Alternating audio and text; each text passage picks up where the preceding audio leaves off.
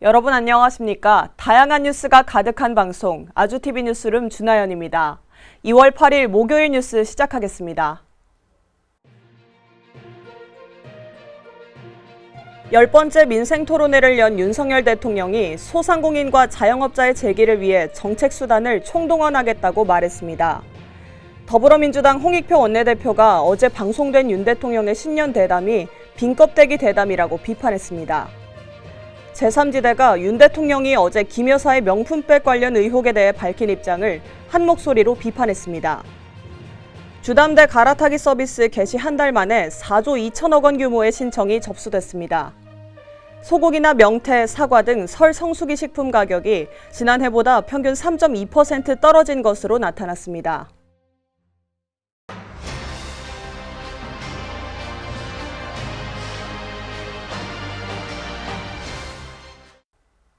윤석열 대통령이 민생경제를 주제로 10번째 민생토론회를 열었는데요. 소상공인과 자영업자의 재기를 위해서 정책수단을 총동원하겠다고 말했습니다. 윤 대통령은 소상공인과 자영업자들이 코로나 시절 영업시간과 거리두기로 고통받았고 부채가 늘어난 상황에서 금리까지 올라 큰 부담을 겪는다고 전했습니다. 이들을 위해 늘어난 이자와 세금, 공과금 부담을 덜겠다며 특히 소상공인 228만 명에게 평균 100만 원씩 이자를 환급하겠다고 덧붙였습니다. 더불어 대통령령으로 할 수 있는 최대치까지 간이과세자 기준을 대폭 올려 세금 부담을 줄이겠다고도 말했습니다. 또 자영업자들을 괴롭히는 불합리한 영업규제를 과감히 개선하겠다며 개혁 방침도 발표했습니다. 중소기업의 사람 가뭄을 풀겠다며 역대 최대 규모의 외국 인력을 도입하고 1조 6천억 원의 모태펀드 자금으로 벤처 투자의 모멘텀을 회복하겠다고도 밝혔습니다. 끝으로 윤 대통령은 앞으로도 시장과 기업 현장을 뛰며 소상공인과 자영업자의 눈물을 닦아드리겠다고 약속했습니다. 윤 대통령의 신년 대담이 어제 방송을 통해 공개됐죠. 더불어민주당 홍익표 원내대표가 이에 대해 빈껍데기 대담이라고 비판했습니다. 민주당 홍익표 원내대표는 윤 대통령이 거듭되는 실정과 잘못에도 반성 한마디 없이 변명으로 신년 대담을 시작해 자기 합리화로 끝냈다며 이같이 지적했습니다. 그러면서 국민적 지탄을 받는 문제를 변명으로 넘겨 분노만 키운 셈이라며 대통령이 받은 선물과 집무실에 대해 자랑만 늘어놓았다고 꼬집었습니다. 그는 또 앵커가 명품백을 명품백이라 부르지 못하는 지금 상황이 대통령이 국민과 법 위에 서려는 오만을 보여준다고 날을 세웠습니다. 그러면서 윤 대통령이 검사 시절 범죄 혐의자가 다음부터 안 그러겠다 하면 그냥 풀어줬는지 묻고 싶다고 말했습니다. 한편 홍 원내대표는 한동훈 비대위원장이 목련 피는 봄이 오면 김포는 서울이 될 거라고 말한 데 대해선 그렇게 안 될 것은 모두가 안다며 올해 필 때까지라고 하지 않았다고 다시 변명할지 모른다고 주장했습니다. 또 한 위원장이 이 사안에 대해 민주당은 반대하느냐고 물었다며 그럼 국민 대부분이 원하는 쌍특검법과 이태원 특별법 등은 왜 반대하냐고 되물었습니다. 윤 대통령이 어제 특별대담에서 김 여사의 명품백 관련 의혹에 대해 입장을 밝혔죠. 제3지대가 국민 눈높이에 맞지 않다면서 이에 대해 한 목소리로 비판했습니다. 이낙연 전 대표, 김종민 의원이 이끄는 새로운 미래는 누구를 위한 대담이냐며 공영방송이 대통령의 홍보대 행사가 된 비극을 봤다고 날을 세웠습니다. 개혁신당 이준석 대표는 페이스북을 통해 윤 대통령이 검사 시절 가족을 대하는 잣대로 수사했다면 스타 검사가 되지 않았을 거라고 지적했습니다.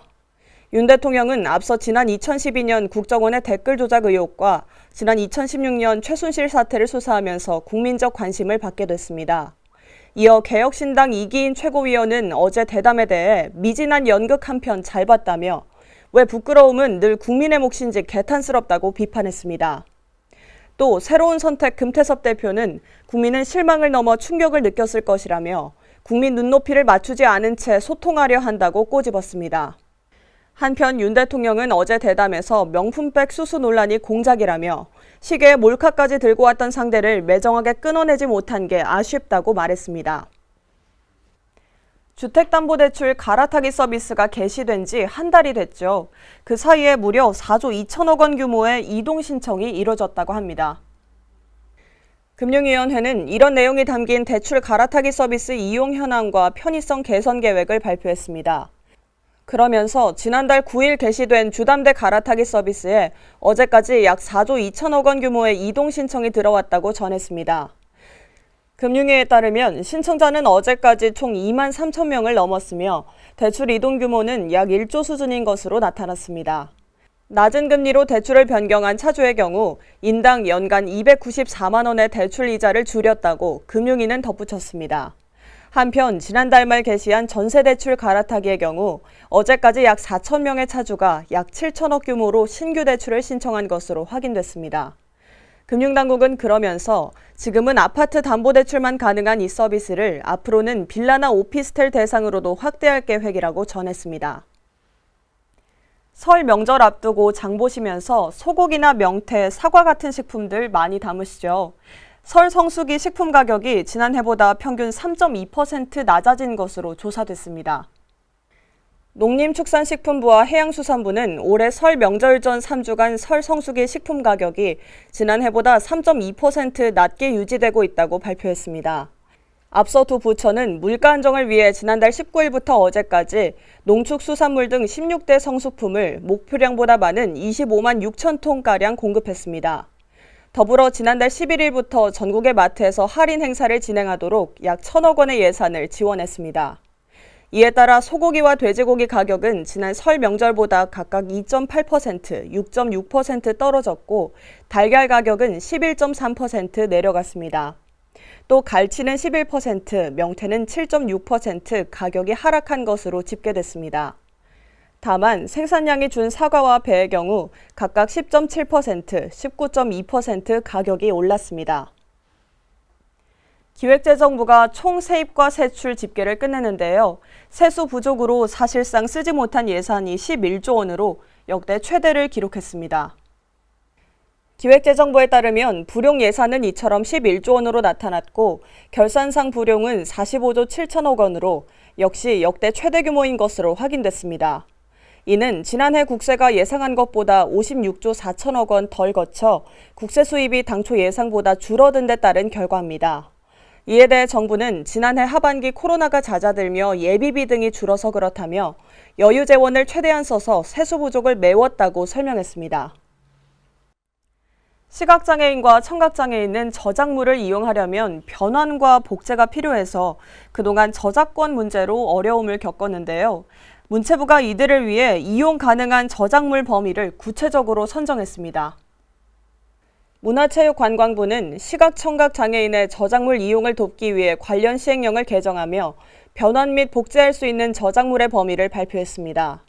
아울러 업무상 저작물을 등록하는 경우 저작물 작성에 참여한 사람의 성명과 생년월일을 기재할 수 있게 했습니다. 그동안은 법인이나 단체만 업무상 저작물의 저작자로 표시할 수 있었지만 앞으로는 실제 저작물 작성에 참여한 사람도 이를 자신의 경력으로 증명할 수 있습니다. 공정거래위원회가 올해 업무 계획을 발표했는데요. 모바일 상품권의 환불액을 늘리고 건설 분야의 부당 특약은 무효화하겠다고 밝혔습니다. 공정위가 발표한 올해 업무 추진 계획에 따르면 구매액의 90% 수준이던 기프티콘 등 모바일 상품권의 환불 금액이 오를 예정입니다. 또 수급 사업자를 보호하기 위해 부당성이 입증된 건설 특약은 법적 효력을 없애고 하도급 대금 채권의 보호 장치도 활성화할 계획입니다.